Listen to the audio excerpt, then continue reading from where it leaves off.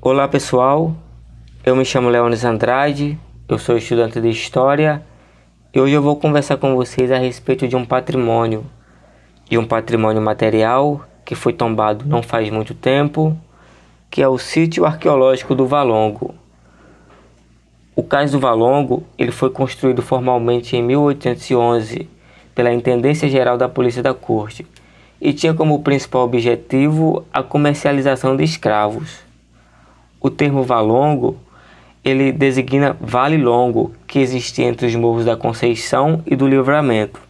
Era também o local onde se ecoavam as águas. Foi o vice-rei Marquês do Lavradio que determinou a transferência do mercado de escravos, no qual saiu da Rua Direita, atual 1º de Março, para um local mais periférico, na região do Valongo, um lugar mais afastado da cidade. O escritor Laurentino Gomes, ele nos informa que um dos principais motivos dessa transferência foi justamente as muitas doenças epidêmicas que existiam entre os negros recém-chegados da África. Com a chegada da família real, tudo mudou para melhor, pelo menos para a elite branca que frequentava a vida na corte.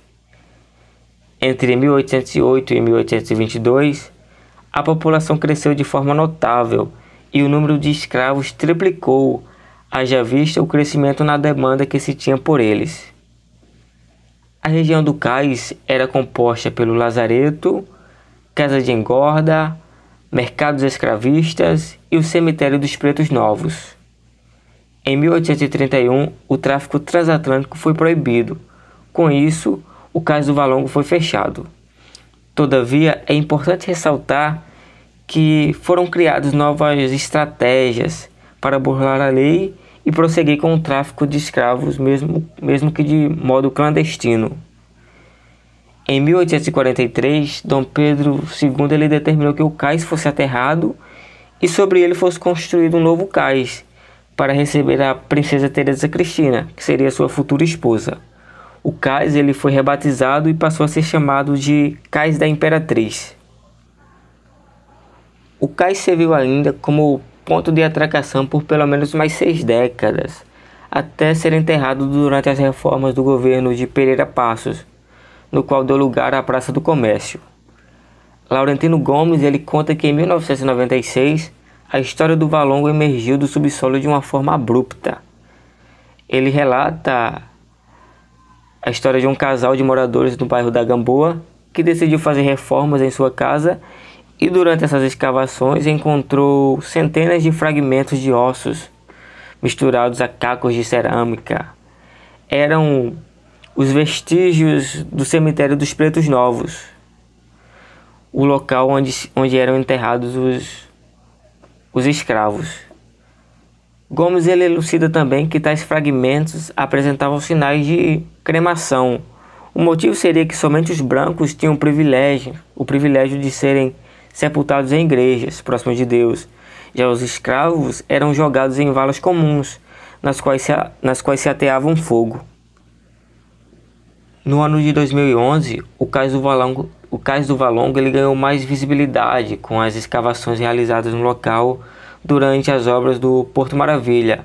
Ali foram encontrados milhares de objetos, nos quais podemos citar calçados, amuletos e muitos outros objetos religiosos de culto de matriz africana.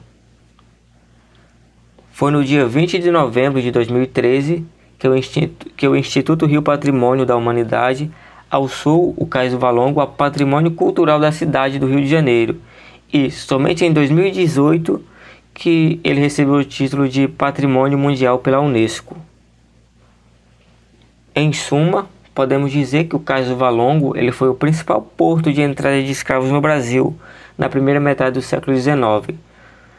O Brasil ele recebeu cerca de 4 milhões de escravos, nos quais mais da metade desse número desembarcou no Rio de Janeiro, e estima-se também que cerca de 1 milhão passou pelo Cais do Valongo, tornando o maior entreposto negreiro das Américas.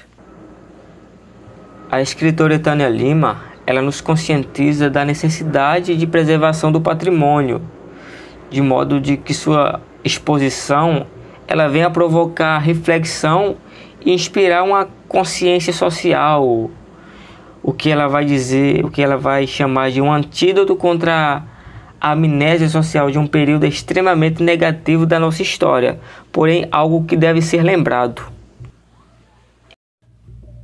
Em consonância com Tânia Lima, o historiador Alberto da Costa, ele ressalta a necessidade da preservação do Cais do Valongo, porque este é o sítio de memória da escravidão mais completo que se conhece, e que sua importância ela vai além dos limites brasileiros.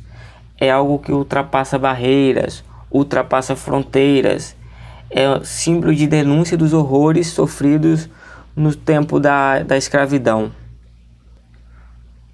Outro ponto importante de se destacar é que, após o seu tombamento, ocorre anualmente a lavagem do cais, no qual é um ato simbólico que representa a resistência e luta dos muitos africanos escravizados que tiveram suas vidas roubadas.